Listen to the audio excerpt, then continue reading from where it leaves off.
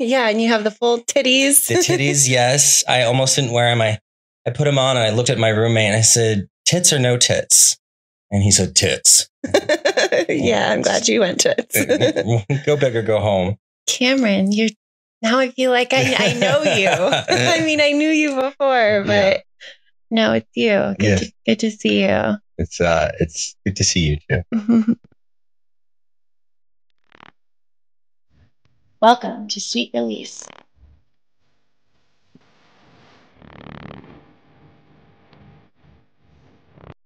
Hi, sweets. Welcome back. Today I have Miss 11 here, 11 Divine. Yes. And we're also going to meet you as Cameron a little later today. My better half. But first, here you are as 11. And for those that aren't watching and listening, she is dressed to the nines. You look amazing. Thank you. Thank you. Could you explain how long it takes and what goes into this whole drag persona of yours? Absolutely. Well, it should take me an hour and a half. But I started getting ready at 6:30 a.m. today, and I believe you picked me up at 10:40 a.m. So it takes several hours to feel the full fantasy for me. I like to take my time. For me, drag is a way to feel beautiful. And if I don't feel like I've taken the time to achieve that, then my performance feels off. My energy feels off. Drag in itself is a very ego-driven hobby. I'd like to think that it's more altruistic than that, but really that is a key component of it. And I think people want drag queens to be that too. So makeup for several hours after gluing down my eyebrows. And then it's about 40 minutes of getting into 5 inches of couch cushion and duct tape and 6 pairs of tights and all of it. It's a lot. Yeah, and you have the full titties. The titties, yes. I almost didn't wear them. I put them on and I looked at my roommate and I said, tits or no tits? And he said, tits. Yeah, I'm glad you went tits. Go big or go home. Is it heavy? It is. Everything's heavy. The booty and the booty's not heavy. No, the booty's really light. I almost don't even. Actually, when I do drag and perform in drag, I'm grateful that I have the cushion around my hips, because if I'm doing any sort of stunt work, it allows me to, not land on bone or anything. Mm-hmm. The breastplate is silicone and it's like 7 to 8 pounds hanging off my neck, and it's hot and it's slimy afterwards. It's really for something that looks so beautiful, like on the surface, drag is a really disgusting pastime. It's so gross. So how did you come up with this kind of image of your drag and the name and all of that? Yeah, I definitely have to say that I fashion a lot of my aesthetic and my drag around 3 really big things. The first being my mother. I grew up watching her, just sort of emanate beauty and poise and love and divinity. She is a larger than life character. She's a really bright soul. I always like to describe her as if Gandhi and Mother Teresa had a baby that was a unicorn, like a magical unicorn that then shot out this other mystical creature out of its womb. That mystical creature would be my mother. She's just pure love. And then I grew up in the 90s. So 90s supermodels, big tits, big hair, big makeup, really just absolutely adore that glamazon persona, right? And then finally, I pull, especially from my performances or things I'll do, in my costume work, I like to pull from stuff that's like an homage to certain films or iconic women throughout history or in pop culture. So I kind of just try to marry those things together. And 11 came, originally my name was Kiki Von Cox. It was 2020 and I had thought long and hard about a drag name, and I was like, Kiki Von Cox is it. It translates to party of dicks. It's funny. It's campy.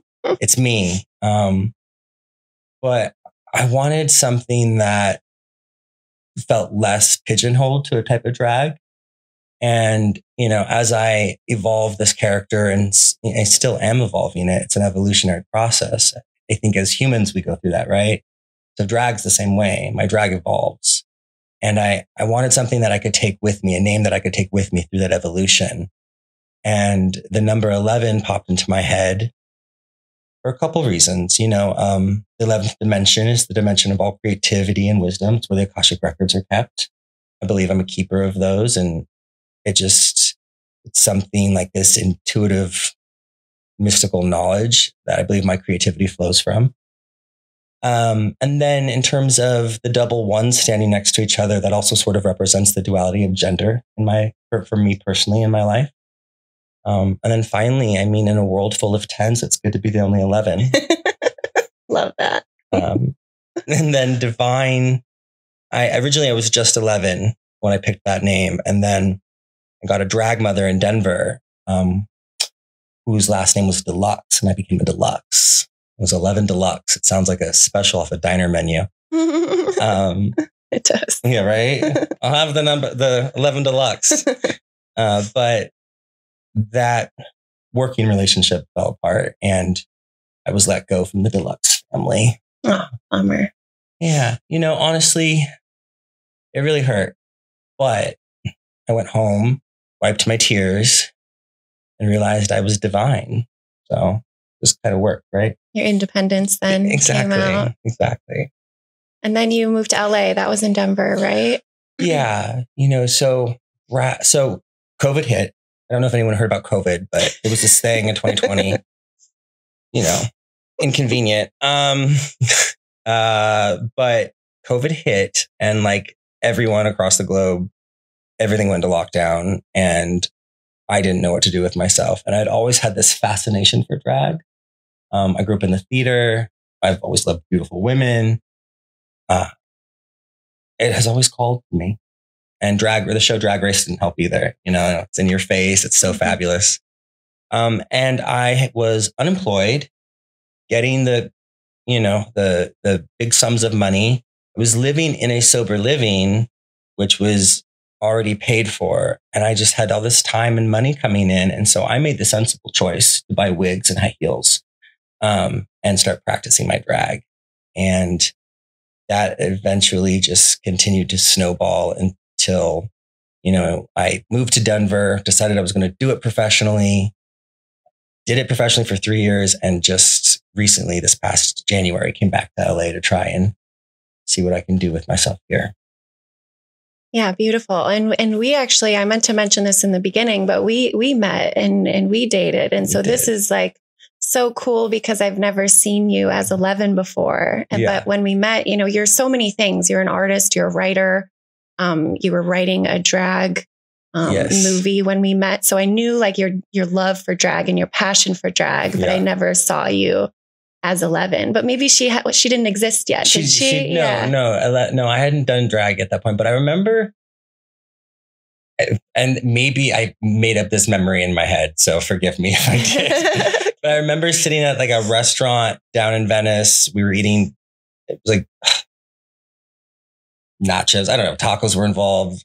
I don't know. Anyways, we were talking about drag or something, and you had said you had this like vision of me on the red carpet in full drag and you in a suit or something. And, like life goes on, things happen as they do. But it was such an interesting moment hearing you speak of it and then going through this journey and looking back on those words and thinking, because you're a pretty intuitive being, I think. Thank you. The impression I've gotten from you.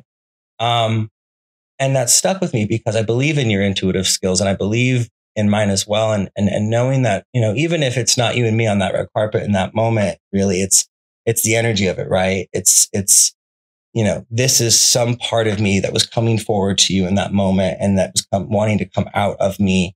And, I stepped into it. I've explored it. And, I have plans for my drag that do involve red carpet. So, a little bit of a fortune teller. I love that. Yeah. Thanks for sharing. Yeah. Yeah. What's the artistic side of it that you love so much?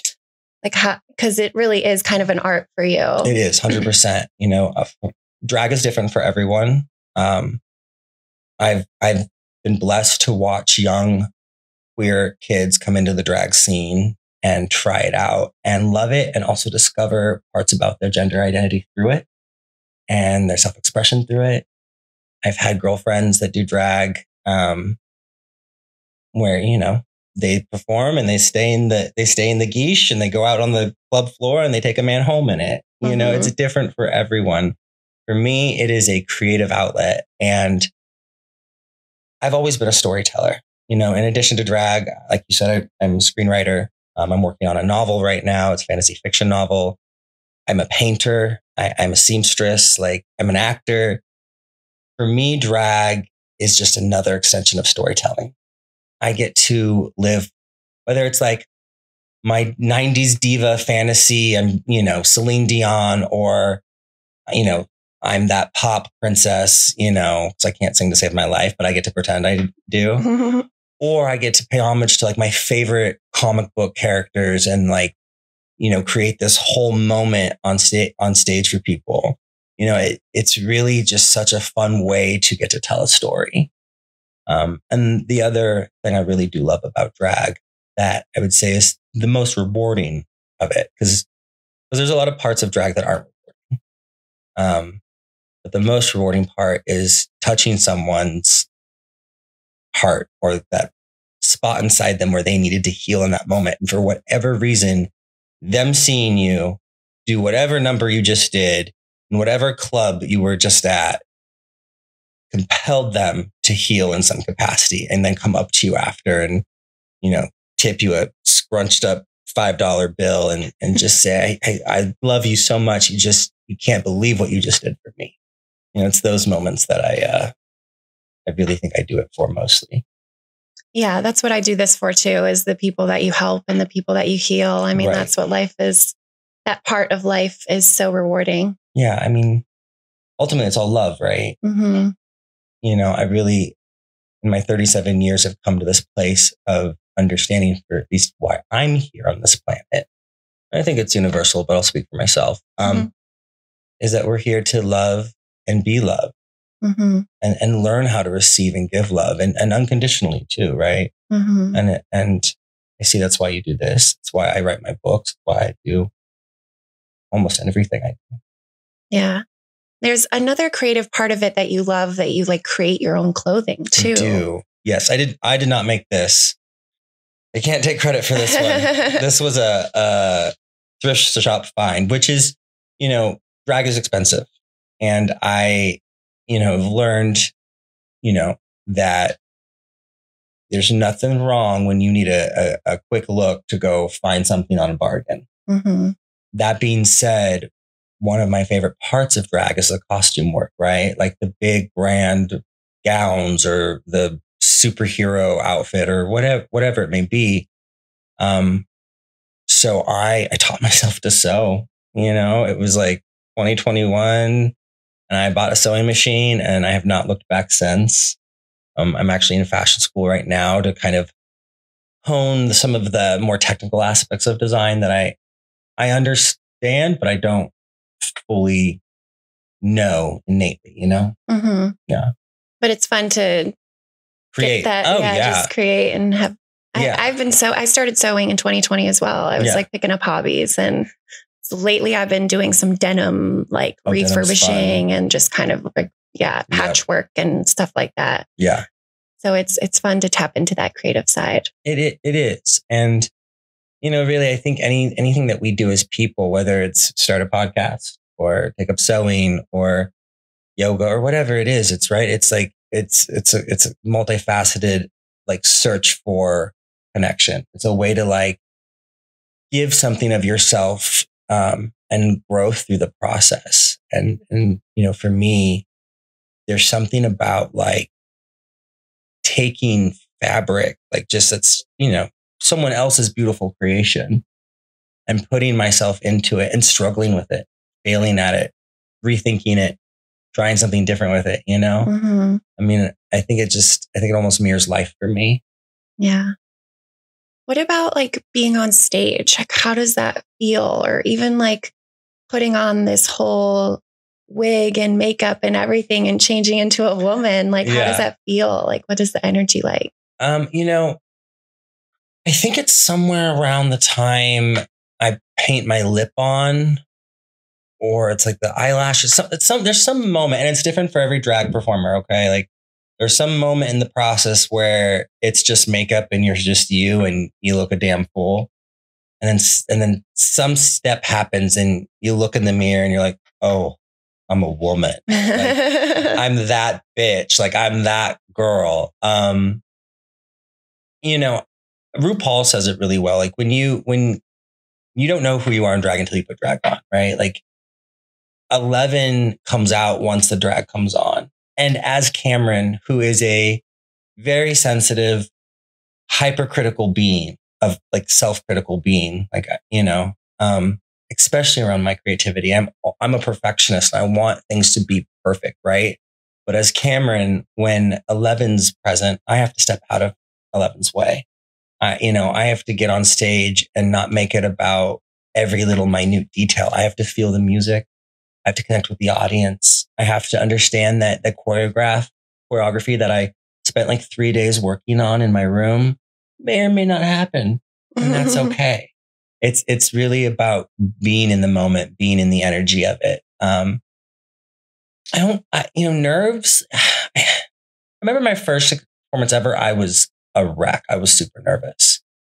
But I don't remember when it stopped happening, or like when I stopped having those like jitters or that anxiety around performing. I also think I grew up doing theater. So being in front of people, talking in front of people, performing in front of people isn't new to me. I would say that the hardest part of it is allowing myself to step out of 11's way. Mm-hmm. You know, letting her take over. Right. Letting her be in her moment, do what she's supposed to do, and not compare myself to other queens. You know, that's comparing to that'll take you out of the performance right away. Mm-hmm. Yeah, in general, we should never compare ourselves. 100%. 100%. A good lesson. Yeah. Do you have any tips for people if they're interested in exploring drag or insights?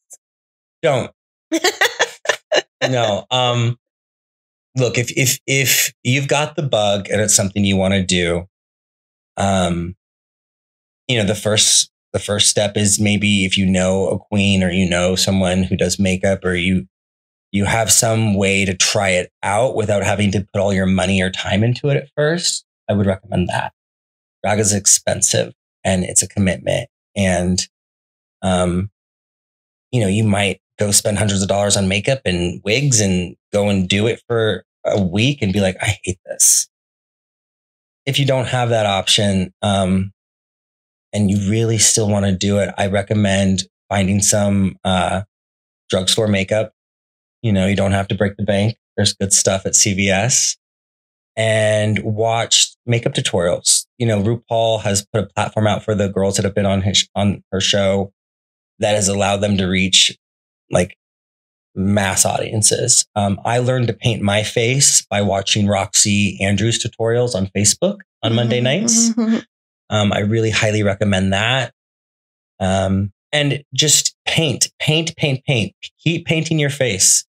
You know, you fuck it up, you fuck it up. Yeah. Do you feel like because you like to paint and you're an artist, that kind of helps with painting your face? I think so. I think, you know, I think good bone structure helps. I know it sounds awful, but I mean, good bone structure helps. And then, yes, having some understanding of color theory, some understanding of like, you know, like I said, I did theater. So I'd done theater makeup, you know, I had a history of it. But practice makes perfect. And also, just because you mess up your left eyebrow doesn't mean you wipe off your whole face. Like, just keep going, finish the mug, then wipe it off and then start over. In terms of getting started in the drag scene, go to your local bars, tip those girls, buy them drinks if you are of legal age and can do so. Interact with them, get to know them. You know, drag is as much a performance sport as it is a people sport. You know, you got to schmooze, you got to kiki, you got to, you know, show up and make sure they feel important and seen. And in turn, they'll most likely be more keen to give you a chance. Mm-hmm. I love that.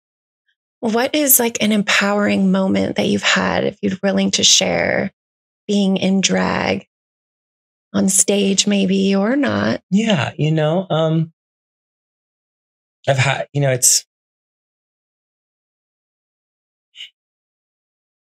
I don't know how inspiring of it a moment it is going to be, but it was a really powerful moment for me. I was living in Denver, and it was Pride, not this most recent. It was a Pride or two ago. Mm-hmm. We'll say that, whatever. And I was producing a show at a venue, and it was Pride show. And I'm in recovery. And my recovery journey from addiction has been really hard. And at that particular week prior to my show, it caught up with me. And I couldn't bail on the show. So I managed to pull myself together, get about 4 hours sleep, show up like 40 minutes late to the gig, and sweat profusely through my makeup. And it was a mess. But I was planning on going to treatment like the next day. And there's a number I really love called Rise Up by 100 Day. And I closed the show with that. And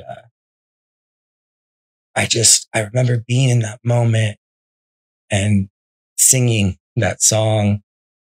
And I couldn't contain myself anymore. I was so sad and so broken. And yet the words were so powerful, talking about like not giving up and, just like rising up and just keeping that faith, keeping that hope. I've had some really dark moments in my life. And in that moment, through that music, through my performance, and through the audience's reception of it, it's drag. People that go to drag shows don't go there to see the host cry on stage as they sing Andre Day. That's not what they're there for. They're there for brunch. But they met me in that moment, and they let me have that moment. And at the treatment center I went to that summer, I got to teach drag makeup class and put on a drag show with people who had never done drag. It was such a weird full circle moment of like, just keep trying, don't give up. It'll work up. It'll work out as long as you don't give up. And drag has been a testament to that for me. Yeah. Do you feel like that's helped you in your sober journey and moving through your addiction in a way by just tapping into this other creative side of you and this? Absolutely. Mm-hmm. I think, I start, there's a lot of substance abuse within the drag community. Mm. Drinking, drugs, and I'm not saying that every drag queen and drag artist out there is an addict or alcoholic by any means. But it is prevalent. And I started drag sober. Drag has always been something that has been sober for me. The few times it hasn't been, I feel completely off and out of whack, or I cry on stage, like I just described. So drag has definitely been, a triumph of my sobriety. Yeah, I love that. Yeah. That's good. Do you have any other things you want to share as 11 before we meet you as Cameron and let you unveil and see the huge transformation? Yeah. I mean, the only other thing I could say is,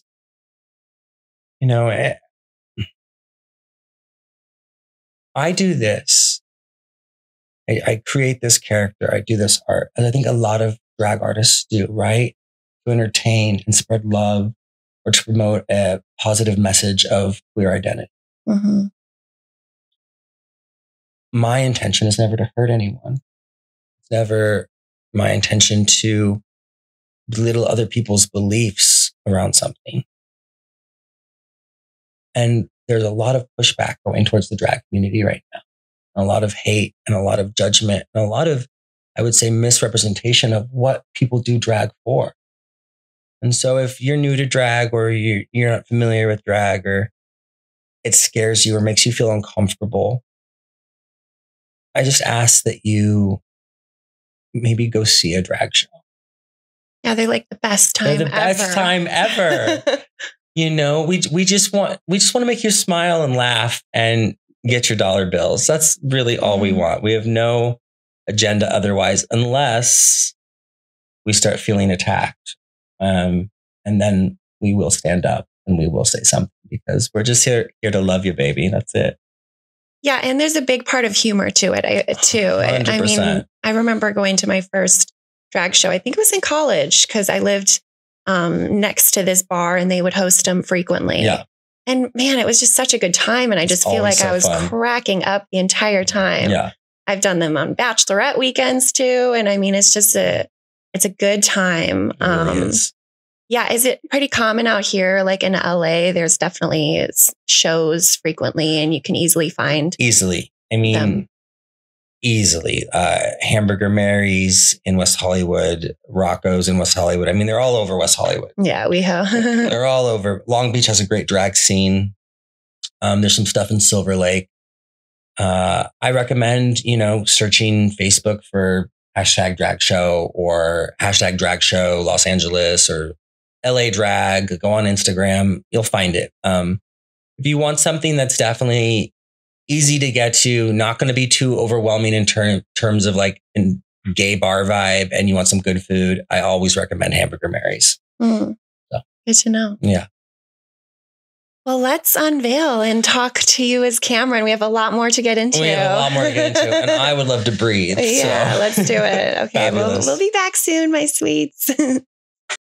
And we're back. Hi. Cameron, now I feel like I know you. I mean, I knew you before, but no, it's you. Good to see you. It's good to see you too. It's funny. I at drag shows in Denver, I would do the whole show as 11, and I didn't wear breastplate often, so my chest tattoo would show, right? And I'd come out completely de-dragged and like go up to people in the audience I'd interact with just to like, strike up a conversation, and they would stand there and look at me like, who is this weirdo just talking to us? And after a few minutes of conversation, they would like take the rest of the situation in, and they'd see my chest tattoo, and then they would like dawn on them like, oh wait, you're that drag queen. Yeah. Same person. Just different. How does it feel taking it all off? Is it such a relief? Yeah. I love it. I do. But the best part of getting in drag is getting out of drag. Mm-hmm. It's very rewarding. Yeah. Is that why you wouldn't recommend it to everyone? It's just because it's so time consuming and all of that? Yeah. I mean, it's time consuming. It's expensive. And the number of times I've said, I'm going to quit drag. But here I am 4 years later, still doing it. It becomes such a deeply ingrained passion in you that you really have no choice but to keep doing it. So when I say don't do it, I just really mean like, make sure you're ready for this, because it's a commitment. Mm-hmm. And one I didn't fully realize I was making so long, Yeah. Yeah. Well, there's so much more to you. Yes. And I would love to get into some more of that. As you know, this podcast is a lot about pleasure and kink and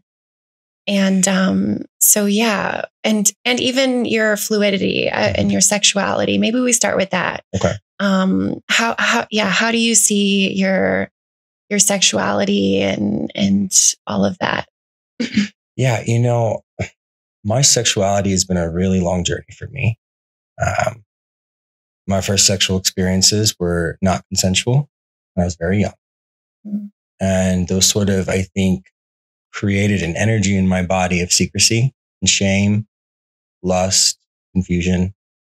And, they were with the male sex and, also just being who I am naturally. I'm a very well-balanced, like mixture of flamboyant, gregarious, and I would also say like, strong and like grounded, right? Like there's a duality to who I am as a person. But because I'm not your typical like macho, quote unquote dude, for the lack of a better word, I'm often, and most of my life, have been categorized as effeminate, gay, whatever, slur someone might want to call a young, confused child, to be mean or hurtful. So sexuality for me from a very young age was painted in kind of a very confusing light. It wasn't until, becoming, an adult. Here I'm at 37, right? Today, right now, sitting here with you, Barbie, I can confidently say I know who I am sexually, both in terms of my gender identity and in my sexuality. But it's not always been that easy. I've identified as gay, bi, straight, questioning, queer, pan, demi. I mean, I've run the gambit, right? And often I have felt that like my sexuality and my, energy, whether I'm presenting masculine or feminine, had to be like who I am was defined by that. Like what I meant to you as a person, what I mean to myself as an individual, my body and my sexuality defined all of that.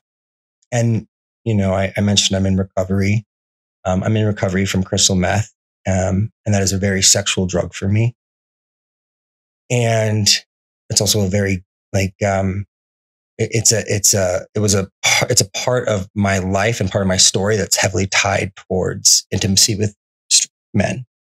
So, for most of my life, if I wasn't being told I was gay, I was telling myself I was, because that's what I was experiencing. And don't get me wrong, like I'll joke about it, because I'm comfortable doing so, but like I've done a lot of gay things, a lot, and I've liked them.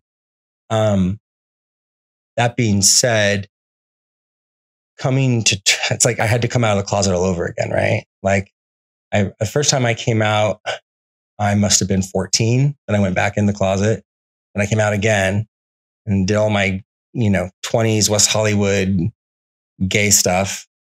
And then somewhere, in that mid 20s into my 30s, I started realizing I was still very attracted to women and people in general. Let's take the gender out of it, right? Mm-hmm. I'm attracted to people, and I had like longing for experiences outside of gay sex and outside of gay men. And I didn't know how to express that or talk about that. Talking about that with my gay friends, they're like, what, girl, you're crazy. Mm-hmm. Vagina's scary. Or any concept of what, it's funny, like, as gay men are quite often marginalized and looked down on by like very intense cisgender heterosexual male identity, right? And yet gay culture does that to anything that's outside of their norm of masculinity and sexuality. And so, if I even broached the subject that I was into a girl, or that I wanted to maybe identify as anything else other than gay, I was instantly put in my place, which doesn't feel good. I was going to say that's exhausting and painful. Very painful. When we met, I think it was 2018. Yeah, 2018. I think it was 2019. It was one of those. Either way. So either way, somewhere in there, math. I had, that was at a point in my life where in high school, I had a girlfriend. I had sex with her, many times. I had loved my best friend Jordan with like the passion and fire of 1,000 suns. Like I had loved women. I hadn't been with a woman in a long time. Other than like, you want to talk about kink. I went to, we call sex and crystal meth use partying, for lack of a more appropriate word, because it doesn't turn into a party after a while. But anyways, I went to party at this guy's house, and like he was there with his mistress, and it was like a whole thing. He was straight. She wanted to peg me. He didn't want to be touched unless she was out of the room. It was a lot for my very high, very confused mind, but we went with it. Right. so there had been some experience with, different genders and women, in my using here and there. But when we met, I was really looking for a new experience. And, you provided a very safe, healing, place to do that. You were very understanding of what I wanted and what I was going through. And I felt very seen and received by you. It didn't last long, and we'll get into that. But my point is, that experience, though brief, planted a seed. It allowed me to continue to look at myself and look at what I wanted in life, and start to identify as something other than gay. Mm-hmm. I believe it was 2020, and I was it was the same sober living that I started doing drag in. And, I had fallen for a friend of mine who's a trans man. And we were seeing each other, and that was a new experience as well. And I was surrounded by, just loving people of all different walks of life. And I don't know if it was the drag or the relationship with him, or, just maybe COVID brain. I don't know. But I just instantly got this divine spark of knowledge within myself, and fervently went to Facebook and came out again. It was National Coming Out Week. I was I will not be defined by your standards of blah, blah, and basically owned the fact that I don't really solely identify as a man. I'm very comfortable in my physical form, which has taken a long time to be able to say that. As an adult, I can sit in my imperfections and the body I have, and I put work into it. I do my best, and I'm, it's a process. Self-image is a process, but I can confidently say that in my physical form, I'm comfortable, which I feel very lucky to say, because I know that's not true for everyone. Yeah. Yay for that. Yay for that. And also, I'm also aware that this physical form does not define who I am on the inside. For me, my soul is both and. I fully believe that I carry the capacity to be both masculine and feminine.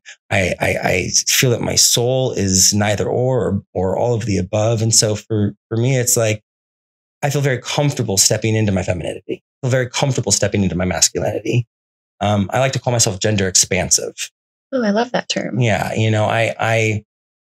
I've really identified, well, I didn't identify with it, but I was very drawn to the term two-spirit. And after really looking into what that means and what that means to the culture that it, stems from, I, recognized that I couldn't, and not in good consciousness, take that to be my identity. But that didn't change the fact that I related to it, that I felt on some deeply, metaphysical, mystical, plane that I am more than just a male physical form. And so, yeah, I just started thinking, well, what feels right? And gender expansive came to mind. And with that declaration of gender identity and gender affirming awareness around myself, I started again saying, I love who I love. I'm attracted to who I'm attracted to. I think sexuality for me is a fluid spectrum that changes every given day. I might wake up tomorrow and decide I never want to sleep with anyone else in the world that doesn't have a penis. Mm-hmm. Or I might decide that vagina is it, way to go. Or I might decide that I want neither and I just want to be held. Who knows? But the fact is I don't have to define that for anyone else. I get to choose and just love who I love. And as long as I do it with respect and grace, that's all that matters. Yeah, so true. Yeah. Very well said. Yeah. Do you feel as you're this expansive, gender expansive person and being, do you often, I know you dress in drag, mm-hmm. but do you often like to play with just dressing up and and wearing more feminine clothing too? You know, I've worn like lingerie at times. Like I don't own any, like in the sense that like that you would, I guess, classify as like lacy, dainty lingerie, but I have worn it and it was erotic and it did feel strange and different in a stimulating way. You know, I really love leather. You know, it's funny. I love to get dressed up and feel beautiful and like perform as 11, but like, you know, I do another kind of drag too. And that's, you know, like high top sneakers, jock strap, leather harness. You know, I get more into sort of like the fetish, kink, role play, stuff like that. Yeah. Do you consider yourself a kinky person? I do. Yeah. I have to be comfortable with like for me and my addiction, which is really where most of my kink exploration started, honestly, you know, which is one of the things that I can look back on that part of my life and go, well, do I regret becoming a drug addict? Not my best choice. Yeah, maybe not the best choice. Not the best choice, but you're living with it. I'm living with it and I'm learning to grow from it. And in that sexual exploration that it caused me to have, I did learn things that I like. You know, I don't know if I ever would have been open to some of the stuff I tried had I not, you know, done it that way. Now the journey looks like this. How do I take the things that I liked and do them sober? And that for me requires intimacy with a partner and trust with a partner. You know, it's when you're fucked up, it's easy to be like, pee on me, you know. It takes a lot more courage and connection sober to look at your partner and say, hey, you want to try something weird? You know? Are you into that? I do enjoy water sports. Nice. Yeah. Love that. You know, it's a kink that changes in any given moment, right? Like I've tried it in a variety of ways. And I think it just depends on like the situation and the person or people you're with, you know. Not every scenario is going to look the same. Do you like that because of like the degradation, humiliation side of it? Or is it more like the senses or the... So, okay, let me break it down. Yeah, please. Okay. So like if it's me and a group of guys, you know, there's something hot to me about just like peeing together, you know, or like it becomes almost like not that we're actually wrestling, but it's like, it's almost like hazing. I don't know. There's like a hazing to it. I never really like to feel fully like degraded. Is that a word? Degraded, yeah. You know? But yeah, like I do see how there's an aspect of I'm giving up some sort of control. Like I've been peed on, I've peed on people, and there is some like you're giving up some sense of like control in it. Yeah, right? there's a power play. There's a power play. So it's part that, and it's part like I think locker room fantasy for me. You know, nice. What other things are you into? Whatever you're comfortable sharing. Yeah, no, for sure. You know, I have enjoyed restraints, and I love like nipple play. I've also like I had this guy come over once and shoot something. I don't know where it went or what the footage is doing. I'm a little scared to think about it. There's footage out there. For sure, there's footage somewhere of me doing something. That's a given. But he like, you know, he was edging me, right? And so, but he was also like smacking my balls while he did it.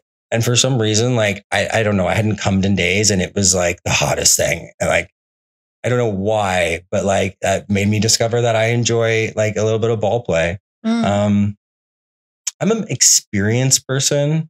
So like some of my biggest like turn-ons and stuff, like I used to like meet up with these guys and we would jerk off with each other and edge and like drink scotch and sniff poppers. And like there was no sex happening. We just watched all sorts of different kinds of porn. They call it goon and baiting. It's so stupid. But I've never heard of that one. You're like being obnoxiously bro-y about it. Like it's such high levels of testosterone and it's just so stupid. It's almost comical. But there's something about sitting around with a group of straight guys jerking off with each other that like, I don't know, the gay part of me can't help it. Be like, this is fun, you know? Turned on a little. Yeah, for sure. My favorite types of sexual experiences are like bisexual, or I guess, yeah, I mean, it's usually what a MMF or like things where it's like group sex, but there's no, oh, he's a dude, I'm not touching him, or, oh, she's a, none of that. Like I like to feel fully immersed in the experience with with everyone in play. Yeah. Everyone's very fluid and into each other, equally interested. Yeah, exactly.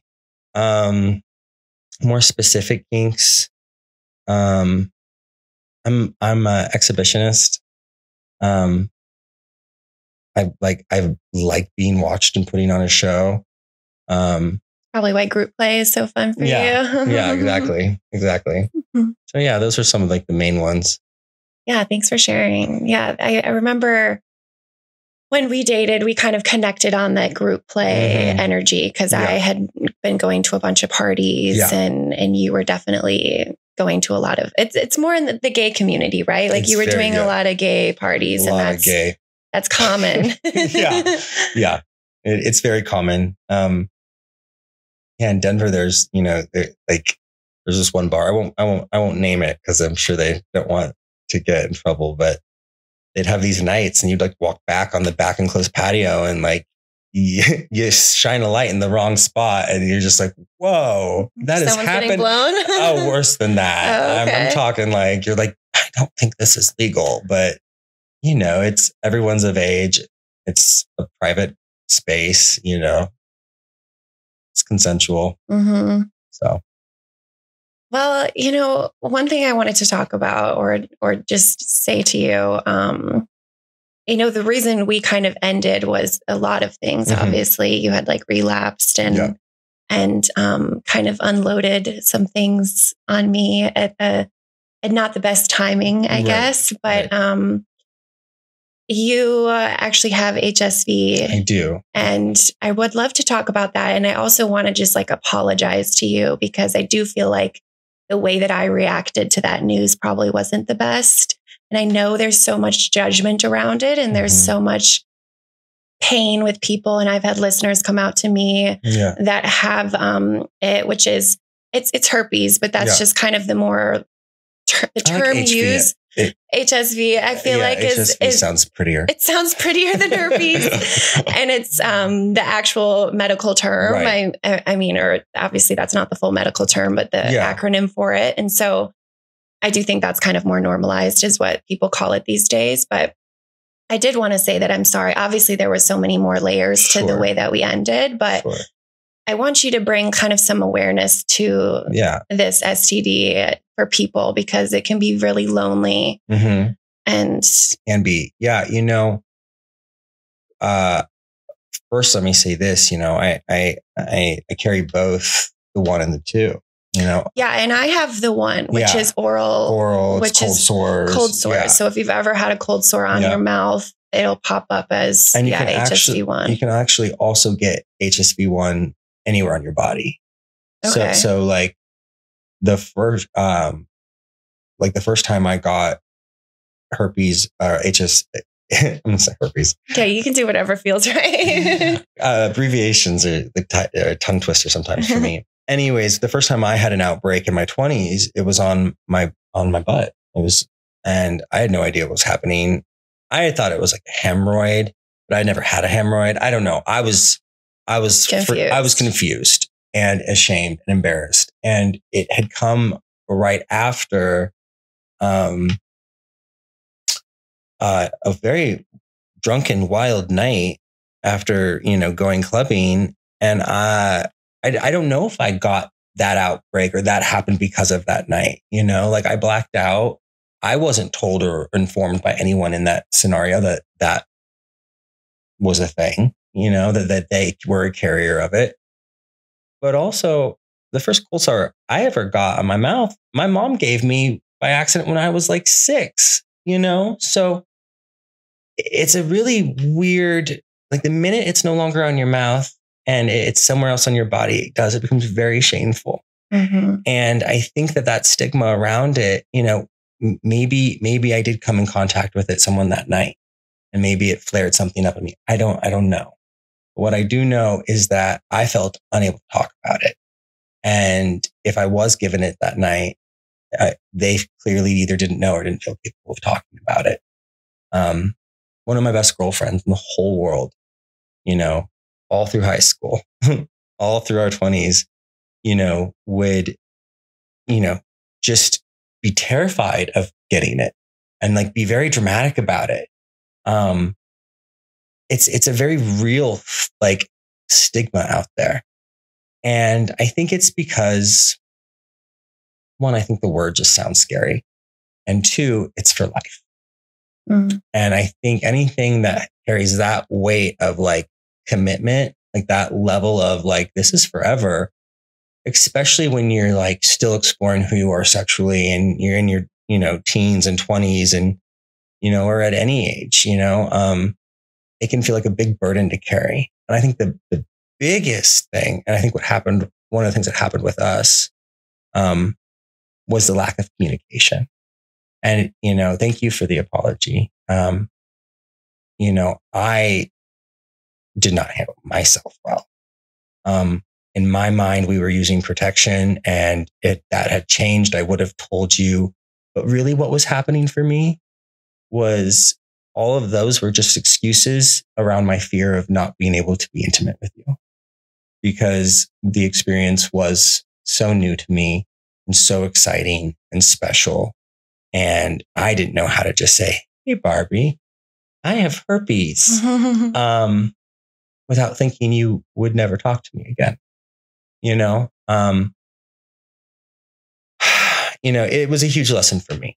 And it's something that I've thought often about. And I've actually, made a point in new relationships and new dating dynamics or, and having sober sex with people where it's like, you need to know this. I also,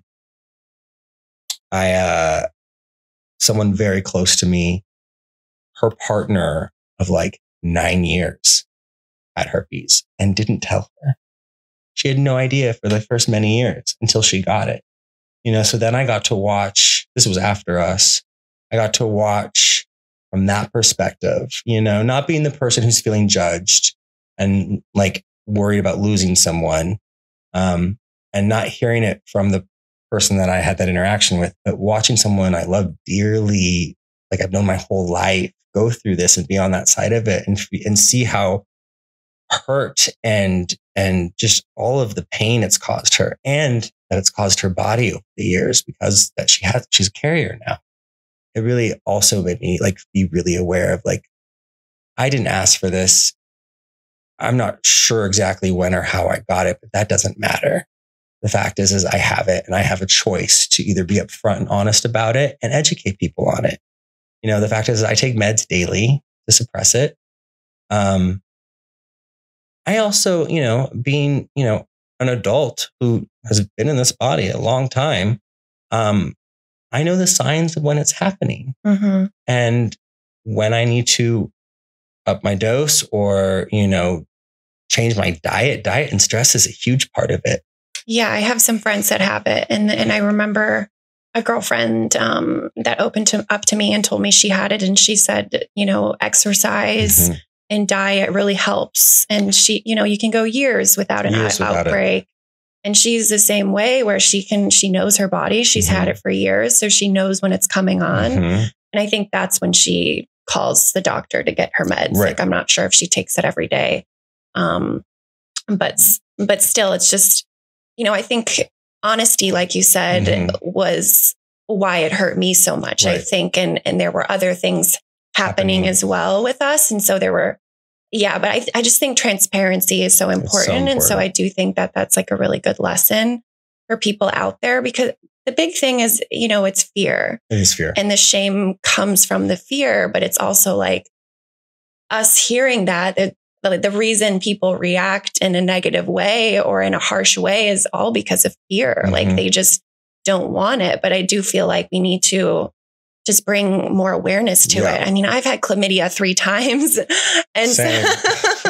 and it's just like, no one cares. I mean, maybe some people do, but there's just not this deeply rooted stigma in it. And everyone thinks herpes is so icky and icky. Dirty. And I remember this time when I had this, I had this weird, just this weird thing next to my vagina. And I was like, what the fuck is this? And I went to the doctor and it was painful. And I went to the doctor and she's all actually it was inside. And I was like, you know what? I think I had just had this dominatrix experience and she had these long ass nails and she had cut my vagina.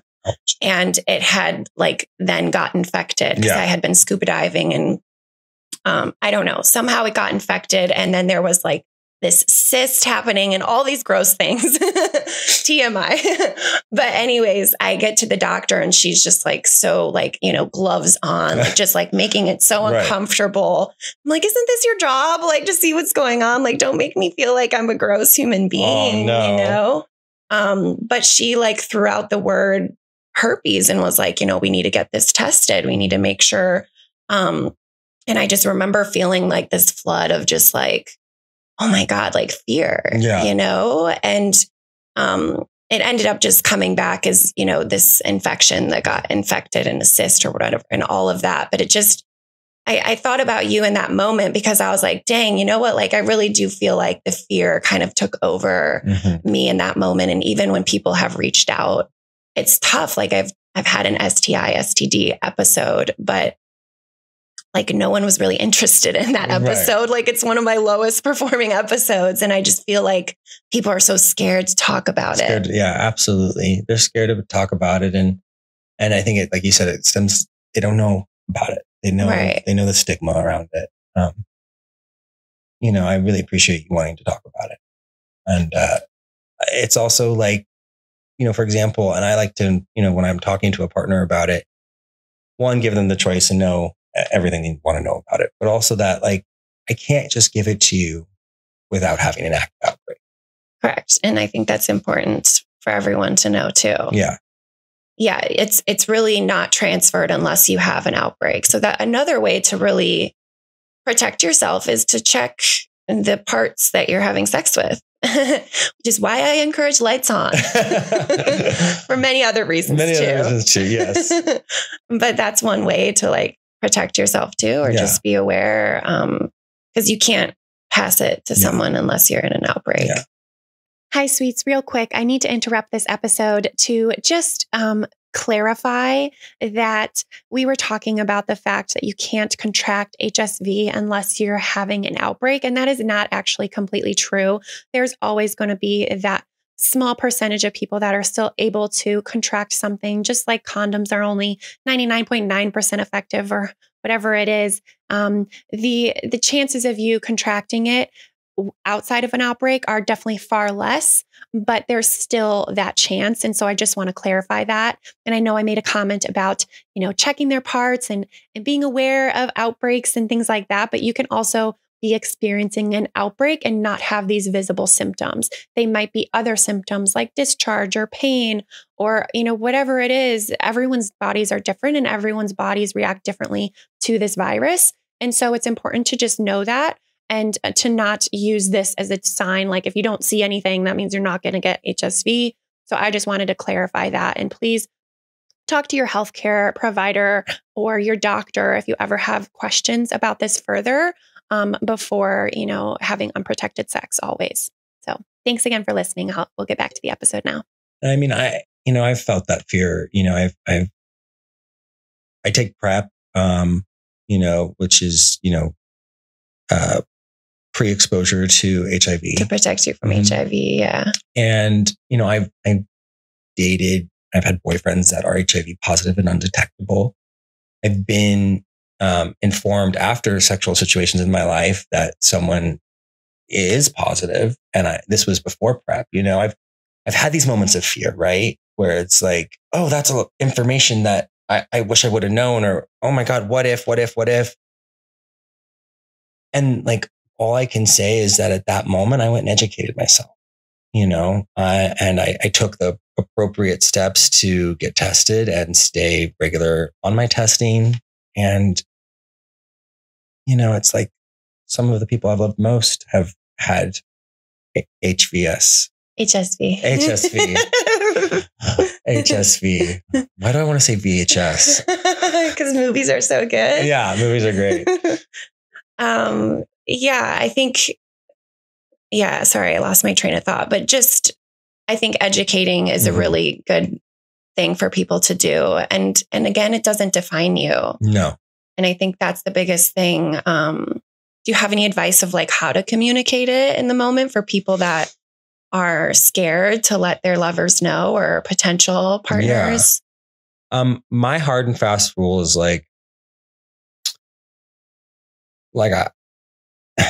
it's not the most attractive thing to say on your very first date. Yeah. But if we've done dinner and, the movie's over and we're walking into someone's house, and that energy is happening, I just pull the Band-Aid off. Yeah. So before you get intimate, before, it's even, because there's a thing, let's say you do start making out and kissing and certain touching starts happening. And then you're like, oh shit, I need to stop this right now and tell them right now.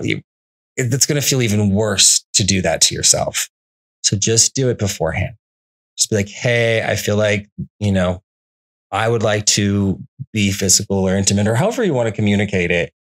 But I just need to let you know that I am a carrier of, however you want to say it, herpes, HSV, HSV2, and then have the dialogue around it. And it's funny, some of the times I've been most scared to tell someone, they're like, oh, yeah, me too. I'm like, okay. When were you going to tell me? Okay, cool.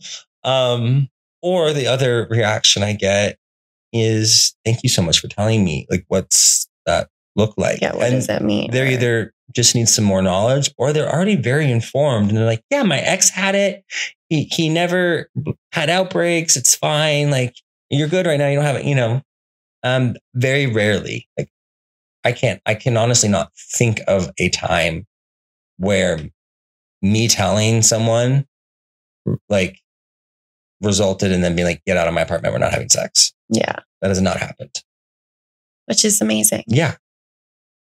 Yeah. I think a lot of people just get in their heads and maybe they feel like they said the wrong thing. I think that's for me. I was like, oh, was I my best version of myself in that moment? Yeah. Or did I let but maybe, it was just in my head. Who knows? Yeah.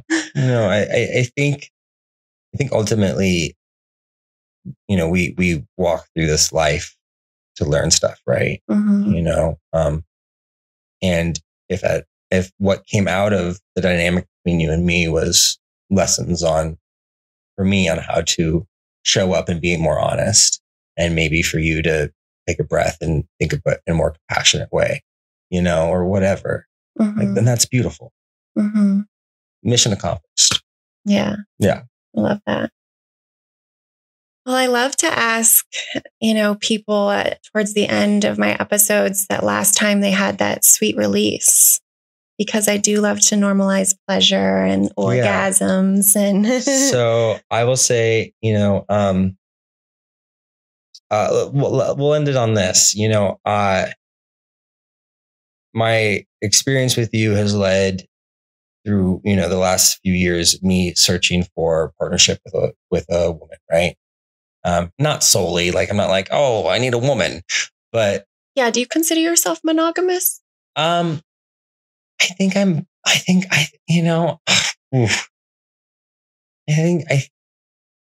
probably better monogamous than I'm not. if that makes sense. Like, I really want to be like, yeah, cool. But I don't know, I think if the person, I don't know, the jury's out on that. Yeah, figuring it out. I'm figuring it out. I think it's going to come down to like, if it feels right and I feel met and this is part of the experience and it's done respectfully, sure. I'm not opposed to it, but I'm also kind of like hopeless romantic. Yeah. And monogamy too is it's not black and white these days. Like there's so many ways to like experience pleasure openly in a more way, but also have boundaries and all that. But my point was that, you asked what my most recent sweet release was. I've been, I'm seeing someone right now, and it's been really fun to just like get to be sexually explorative with a woman in such a free way. Like for years, I was so self-conscious about like, I don't know if I know how to please a woman, and I don't know, like, what if I, whatever. And can confidently say I do not have that fear anymore. And that has been quite amazing to let that fear go. So yeah, I mean, there's been a lot of sweet release lately.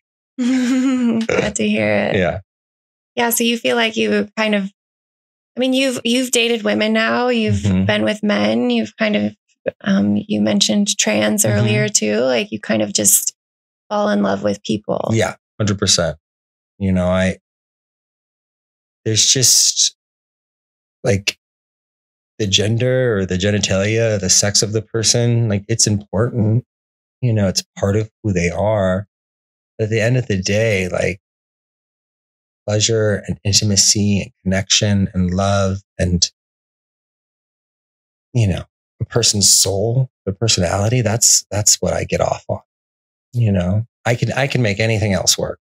Yeah, that's beautiful. I love that. Well, thank you so much for being here, Cameron. I really appreciate your time and energy. I know it takes so much time for you to get all of that on. It's good practice. And I just love just seeing the transformation. Maybe we should mention really quick. Like I saw you, we both were on Soft White Underbelly, and that's kind of where I was. We both were approached via our like FetLife accounts. Yep. So that's, we're both kinky fetish people, but, it was so cool to see you on there. And I was like, wow, what a beautiful person you are in both, the drag. And obviously I know you as you, but I'm so grateful that you were willing to do this. And when you asked it and we discussed what we would talk about and all that, it felt like it was time to talk about it. And, it was nice to see you as well. Well, thanks again for being here. My pleasure. And to all y'all out there, be sweet to yourself and be sweet to your lovers and just be sweet out there. Love you guys. Talk soon.